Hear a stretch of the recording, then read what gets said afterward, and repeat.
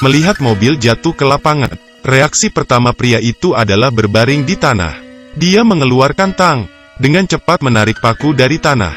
Paku ini dipalu olehnya sehari sebelumnya. Awalnya, dia hanya menempelkannya di tanah. Tapi pakunya sering ditabrak truk besar dan terbang. Jadi, pria itu dengan kuat menancapkan paku ke lapisan semen. Tujuan dari pekerjaan ini, sekedar untuk memudahkan bengkelnya. Karena jalan ini masih dalam pembangunan, yang menyebabkan lalu lintas kendaraan sangat sedikit. Tokonya sudah lama kosong. Kehidupan sehari-hari pasangan itu adalah makan nasi dan menghirup debu. Pria itu tidak mau duduk diam dan menunggu lagi. Dia berlari ke lokasi konstruksi untuk meminta orang yang bertanggung jawab atas kompensasi. Akibatnya, tidak hanya tidak menghasilkan uang, tapi juga dibawa ke kantor polisi. Polisi memberitahunya, seseorang seperti dia dari tempat lain harus dengan patuh memperbaiki pekerjaan. Tapi jangan berpikir untuk menyebabkan masalah bagi orang lain. Pria itu dengan sedih kembali ke rumah. Melihat istrinya membuat kerajinan. Dia lelah dan berbaring. Sekarang bukan saja mereka tidak bisa membayar pajak, tetapi mereka juga merasa sulit untuk memenuhi kebutuhannya. Sang istri dengan kesal berkata, setelah menikah dengannya, dia tidak bisa menjalani hari yang layak. Pria itu marah dan meninggalkan rumah. Dia pergi ke toko untuk membeli sebungkus rokok termurah. Kemudian dia duduk dan mulai merokok. Tiba-tiba, bos di kota itu menjatuhkan kursinya. Dia memperingatkan Jae-gu untuk tidak mencuri bisnisnya. Karena 2 hari yang lalu, ulah Jae-gu mulai membuahkan hasil. Melihat mobil orang yang lewat mogok, dia membantu mereka memperbaiki mobil. Jae-gu mengatakan butuh bertahun-tahun untuk mengganti bagian dari mobil. Tapi bos menyuruhnya untuk mengganti semuanya. Bukankah ini melepas ban? Bos telah bersabar selama berhari-hari. Akhirnya dia memutuskan untuk melepaskan amarah ini. Tapi Jae-gu juga menahannya untuk waktu yang lama. Orang jujur seperti dia segera bergegas ke pertarungan. Perseteruan antara keduanya semakin menegang. Hari itu, Jae-gu datang untuk memberi selamat kepada ayah mertuanya. Dia belum memasuki rumah. Kemudian dia mendengar anggota keluarga mengkritiknya karena impotensinya. Mereka awalnya berencana untuk memberikan putri mereka kepada bos, sehingga hidupnya seharusnya nyaman. Pria itu mendengarnya dan menendang kue ulang tahunnya. Tetapi pada saat itu, kesempatan untuk merubah kehidupannya datang. Dia melihat kendaraannya dari kejauhan, mengendarainya sampai ke bengkel mobil. Melihat pasangan ini kaya, Jae-gu mulai meminta uang. 2 roda seharga 50.000. Sangat konyol, tapi pasangan ini sedang terburu-buru. Jadi mereka tidak peduli. Pada akhirnya, dia punya uang. Jae-gu sangat senang dengan kebaikan pasangan itu. Saat itu, dia merasa sepotong besi tersangkut di roda. Jae-gu seperti memikirkan sesuatu. Selama tengah malam, seorang pria menabur paku di jalan. Keesokan harinya, bengkelnya sudah kedatangan tamu. Tapi cara ini hanya bertahan sekali, karena paku yang dia taburkan di jalan sudah digilas oleh truk besar. Pria ini tidak mau kembali jatuh miskin seperti masa lalunya. Jadi, dia kembali menabur paku di depan rumahnya. Tapi hal ini dilihat oleh istrinya.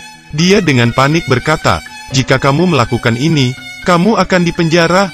Jae-gu meminta istrinya untuk tenang, karena jalanan ini sudah ada pelang peringatan. Jika ada peringatan lain, maka tidak ada kecelakaan. Tentunya, setelah menabur banyak paku, bisnis bengkel tidak pernah sepi. Istri yang awalnya tidak setuju, menjadi sangat puas. Hari itu, mobil seorang wanita kaya rusak. Awalnya Jae-gu tidak mau menolongnya, tapi wanita itu berkata, ia akan membayar biaya tambahan. Jae-gu setuju. Bagaimanapun tidak ada yang bisa menolak uang. Bukan begitu? Selama menunggu, wanita itu melihat istrinya sedang membuat boneka. Dia bertanya berapa harganya. Istrinya takut menjawab, 5 won. Sama dengan 3 yuan. Wajah wanita itu tampak tidak percaya. Mereka semua adalah wanita.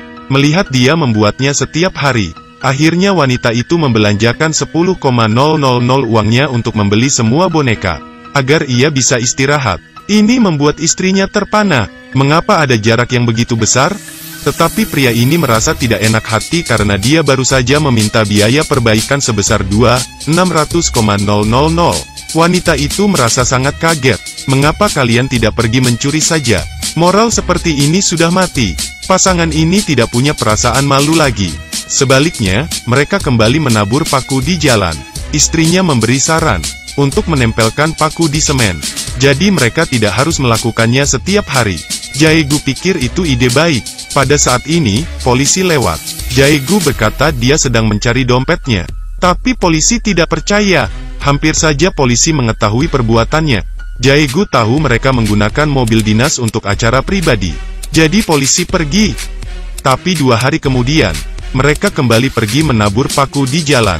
Pada saat ini, anak dari wanita kaya itu diculik. Polisi bertanya apa ada orang yang ia kenal beberapa hari ini. Wanita itu kembali mengingatnya, tapi hanya bertemu dengan pemilik bengkel. Polisi juga kembali ingat tingkah aneh Jae-gu. Jadi dia memutuskan untuk kembali. Tak disangka, dia menangkap pria yang sedang melakukan hal aneh di pinggir jalan.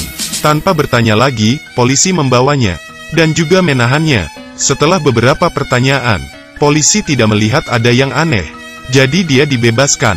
Tapi polisi masih merasa ada hal aneh.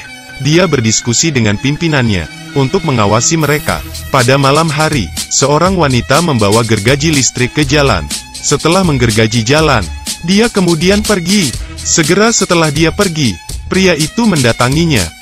Tapi ia tidak menemukan apapun.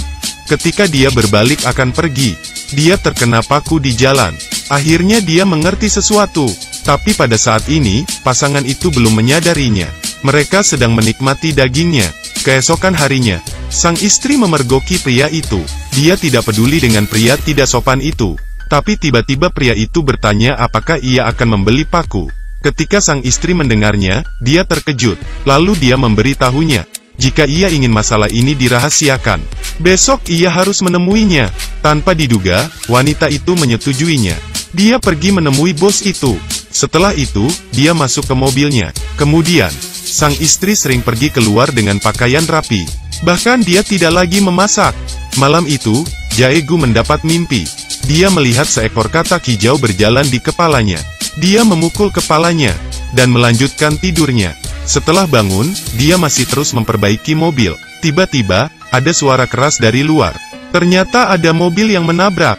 Jae-gu segera berlari ke sana. Dia mengeluarkan tang. Ia dengan cepat mencabut paku dari tanah. Saat itu, sopir turun dari mobil.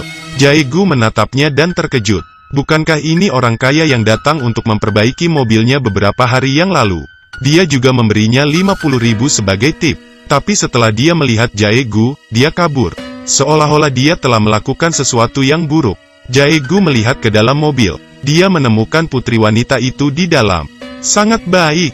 Masalah paku tidak diperhatikan lagi. Jae-gu menjadi pahlawan.